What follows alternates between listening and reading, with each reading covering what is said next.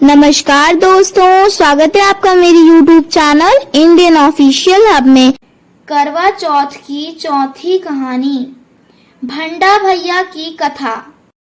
एक वणिक परिवार में 7 बेटों की बहुएं थी।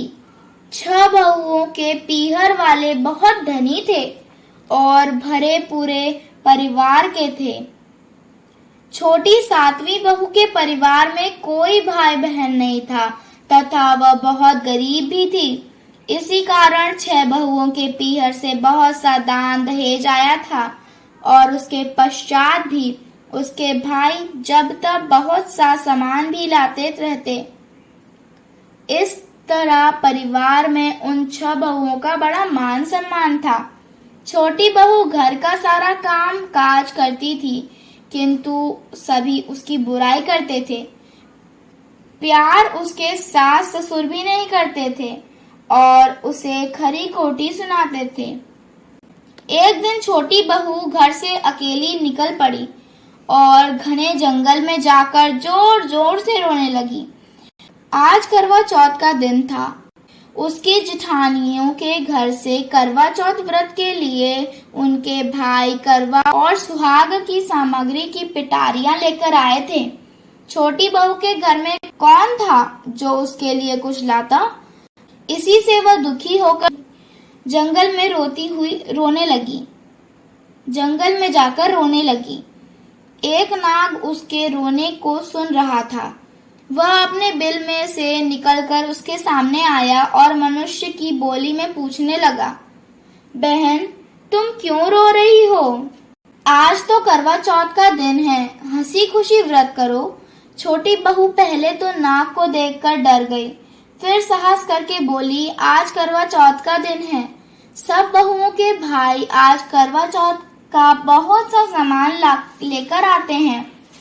मेरे पीहर में कोई नहीं है जो मेरे लिए करवा और सुहाग का सामान लेकर आए।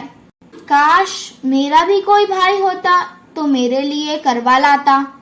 यह सुनकर नाग को दया आ गई और बोला, बेटी, तुम अपने घर जाओ, शायद तुम्हारा कोई मुंह बोला भाई घर पर करवा लेकर आए। यह सुन छोटी बहू घर जाकर संतोष से इस सब कामों में लग गई। कुछ देर बाद एक मनुष्य आया और छोटी बहू की सास से बोला, मैं तुम्हारी छोटी बहू का भाई हूँ। उसके बचपन में ही बाहर जाकर रहने लगा था। अब घर आया हूँ। आज करवा चौथ है। मैं उसके लिए करवा और सुहाग की पिटारी तथा कपड़ा लाया हूँ। सास ससुर और सभी बहुएं उसके लाए हुए बहुमूल्य सामान को आंखें फाड़ फाड़ कर देखने लगी। वाह, इतना सामान और इतना बेशकीमती! छोटी बहू ने प्रसन्न होकर अपने भाई का सत्कार किया और सास ससुर ने भी उसको प्रेम से भोजन आदि कराया। करवा चौथ का व्रत हंसी खुशी हो गया।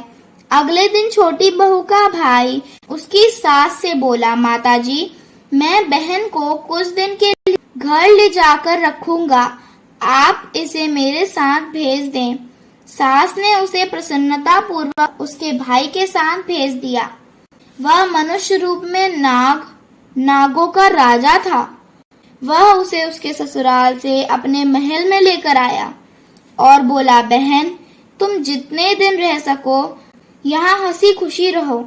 अपनी इच्छा अनुसार खाओ पियो और सारे महल में जहाँ मर्जी हो वहाँ घूमो, लेकिन ख्याल रखना कि सामने वाली नाद का ढक्कन उठाकर देखना नहीं।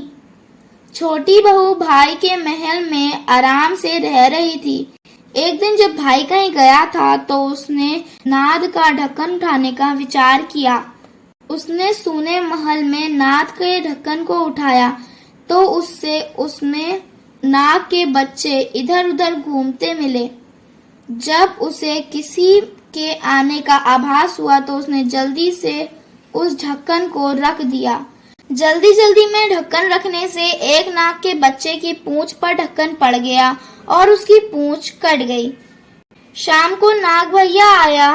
बहन ने सच बताकर कहा और अपनी गलती मानते हुए भाई से क्षमा भी मांगी। नाग भैया ने उसे क्षमा कर दिया।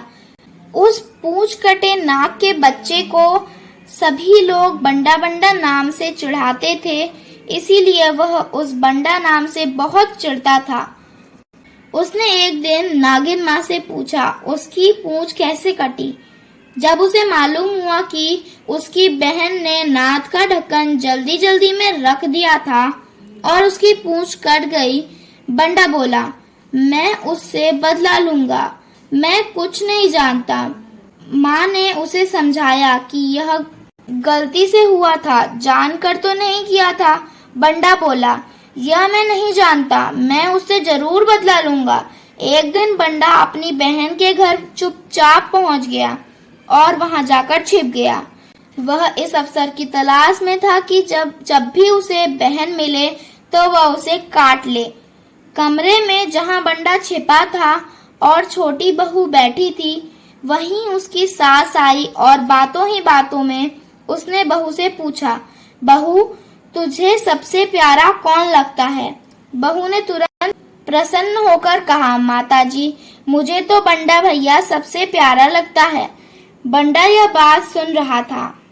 वह सोचने लगा, मुझे धिक्कार है जो मैं अपनी बहन को जानबूझकर काटने आया हूँ। वह वहां से चुपचाप लौट गया। जब वह अपने घर पहुंचा तो उसकी माँ ने पूछा, क्या तुमने अपनी बहन से बदला ले लिया? बंडा बोला, माँ वह तो मुझे सबसे ज्यादा प्यार करती है, ऐसी बहन से कोई बदला लेता है क्या? तब माँ ने बताया कि कल करवा है। तब बंडा बोला कि माँ कल मैं ही सारा सामान लेकर अपनी बहन के घर करवा लेकर जाऊंगा। तब माँ बोली, ठीक है चले जाना। अगले दिन वह करवा और अन्य ढेर सारा सामान इकट्ठा कर अपनी बहन के घर लेकर पहुंच गया। बहन और उसकी सास ने उसका बहुत प्यार से स्वागत सत्कार किया। अब तो बंडा अपनी बहन के घर हर करवा चौथ पर करवा और अन्य सामान लेकर जाने लगा। हे करवा चौथ माता, जैसे तुमने छोटी बहू के दुख के दिन फेरे, उसी तरह अपने अन्य व्रत करने वाली माता बहनों को सुखी रखना एवं उनके दुखों से दूर रखना। कुंवारी लड़कियों को मनवांछित वर देना, सुहागिनों का सुहाग अखंड रखना। बोलो करवा चौथ माता की जय। तो दोस्तों कुछ इस प्रकार था मेरा आज का वीडियो।